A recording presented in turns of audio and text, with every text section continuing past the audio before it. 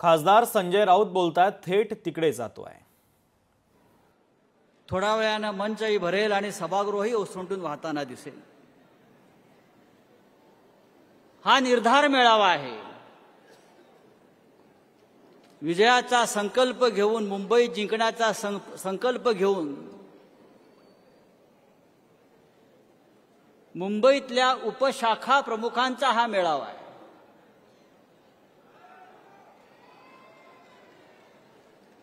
उपशाखा प्रमुखांचा मेळावा यासाठी म्हणतोय, सरकारमध्ये फक्त 2 उप आहेत, आमच्याकडे 5000 उप जमलेले आहेत आणि या 5000 उपमध्ये मुंबईत राजकीय उलथापालथ करण्याची ताकद आहे। याने एकदा निर्धार केला, देशाच्या गृहमंत्र्यांनी उद्धव तर ही दृश्य आम्ही तुम्हाला दाखवतोय। शिवसेना उद्धव बाळासाहेब ठाकरे पक्षाच्या वतीने आज वरळीमध्ये निर्धार मेळावा आयोजित करण्यात आलेला आहे आणि या मेळाव्याच्या ठिकाणी आता उद्धव ठाकरे हे पोहोचलेले आहेत। विसरू नका, तुमच्या घरातले कमर सुद्धा सोन्याचे असतील। ठाकरेंच्या शिवसेनेचा निर्धार मेळावा वरळीमध्ये सुरू आहे। लक्षात घ्या, तुम्ही सुवर्ण महालात राहा किंवा काचेच्या महालात। संजय राऊतांचं भाषण देखील या मेळाव्यात सुरू आहे। आता येथे उद्धव ठाकरे दाखल झालेले आहेत। हद्दपार करण्याचा प्रयत्न कराल तर तुमचे सोन्याचे आणि काचेचे महाल जागेवर राहणार नाहीत। इतकी ताकद त्या समोर बसलेल्या सैन्यामध्ये। माननीय उद्धवजी, आपण आलेला, आपण आमचे नेते आहात। हे जे जमलेलं सैन्य हे तुमच्यासाठी इथे आलेलं आहे। तुम्ही आमचे सेनापती आहात। उद्धवजी, आपण आलेला, आपण आमचे नेते आहात। हे जे जमलेलं सैन्य आहे हे तुमच्यासाठी इथे आलेलं आहे। तुम्ही आमचे सेनापती आहात। या सगळ्यांच्या वतीने मी तुम्हाला सांगतो, मनशुद्ध तुझं गोष्ट आहे पृथ्वी मोलाची, तू चाल पुढं तुला र गड्या भीती कशाची, परवा बी कशाची। आम्ही सगळे तुमच्या बरोबर आहोत, तुमच्या लढाईमध्ये सोबत आहोत, हे सांगण्यासाठी हा आजचा मेळावा आहे। शिवसेना आपलीच राहील। मोदी आणि शहांचे 100 बाप खाली उतरले तरी शिवसेना आपल्यापासून कोणाला हिरावून घेता येणार नाही। हे भाजप बिंदे सोडून द्या। प्रेसिडेंट ट्रम्पला, रशियाच्या पुतिनला आणि पाकिस्तानचा जो पंतप्रधान आहे शहबाज शरीफला झोपेतून उठवून विचारलं शिवसेना कोणाची, तर ते सुद्धा सांगतील। या ट्रम्पला विचारलं, mister Trump, whose party Shiv Sena? Trump सांगेल, of course it's belong to Balasaheb Thackeray आणि उद्धव ठाकरे।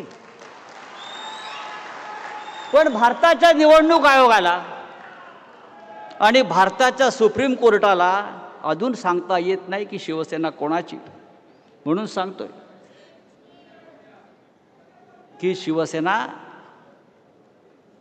तुम्हाला तुमचे 100 बाप खाली उतरले तरी आम्हाला तुम्हाला संपवता येणार नाही।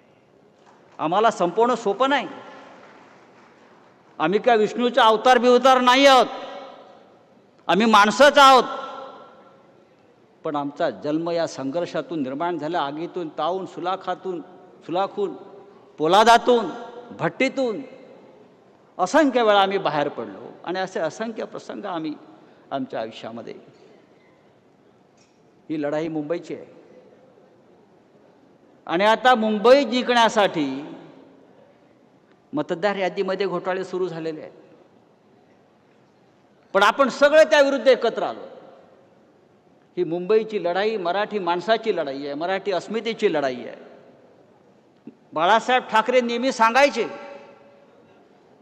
महाराष्ट्राला मुंबई मिळावी म्हणून संयुक्त महाराष्ट्र समितीची स्थापना झाली आणि त्यानंतर मुंबई महाराष्ट्रापासून पुन्हा तोडली जाऊ नये म्हणून शिवसेनेची स्थापना झाली. ती शिवसेना आजही आहे, तीच रग शिवसेनेमध्ये आजही आहे. पण पुन्हा एकदा या मुंबईवर वक्र दृष्टी वळते आहे. पुन्हा एकदा ही मुंबई गिळंकृत करण्याचा प्रयत्न होतो आहे. पुन्हा एकदा या मुंबईतून मराठी माणसाला नष्ट करण्याचं कारस्थान चालू आहे. मला शाहीर अमर शेखांचा एक पोवाड्यातलं दोन कवनं आठवत आहेत. ती प्रत्येक मराठी माणसानं लक्षात ठेवली पाहिजे. अमर शेख तेव्हा गरजले होते मराठी माणसावर, बा महाराष्ट्रा इब्रत तुझी ही ईर्षेला पडली, बा महाराष्ट्रा तुझी इब्रत ही ईर्षेला पडली, काढा नौका बाहेर शिवरायांची आणि बाळासाहेब ठाकरेंची मुंबई वादळात सापडली. त्या वादळातून आपल्याला ही मुंबई बाहेर काढावी लागेल. विषय आजचा वेगळा आहे आणि त्यासाठी आदित्यजी पाठीमागे उभे आहेत.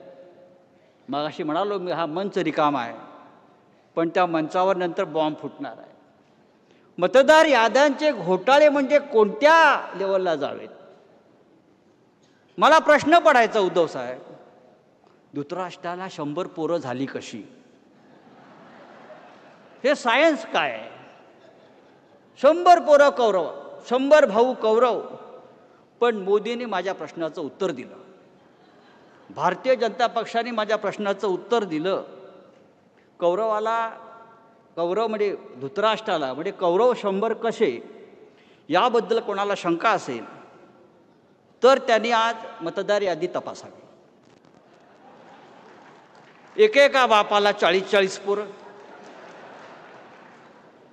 बरं, बाप ब्रह्मचारी, बाळाचे बाप ब्रह्मचारी आणि 50-50 पोरं. वाराणसीमध्ये रामकमल दास यांनी खूप कष्ट घेतले आणि 14 वर्षात 42 पोरांना जन्म दिला. आणि तो जर ॲव्हरेज बघितला तर त्यानुसार त्यांच्या पत्नीने दरवर्षी 3 मुलांना जन्म दिला.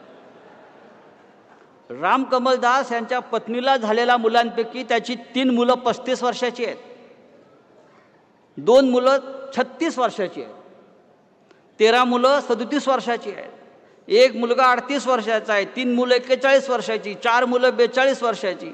हे अशी फार मोठी यादी आहे.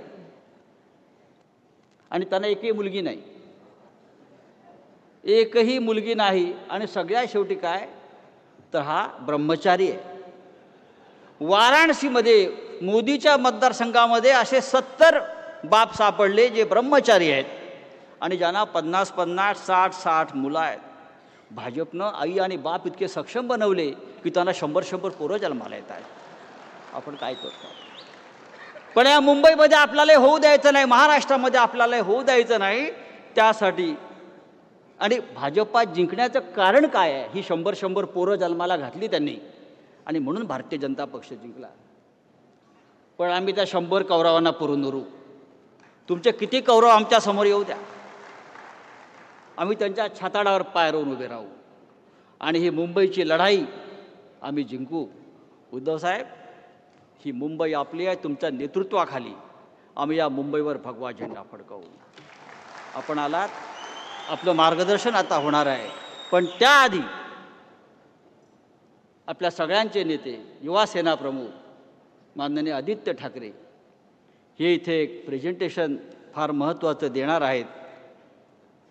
आपण ते प्रेझेंटेशन पाहावं आणि मी आपली रजा घेतो. जय हिंद, जय महाराष्ट्र.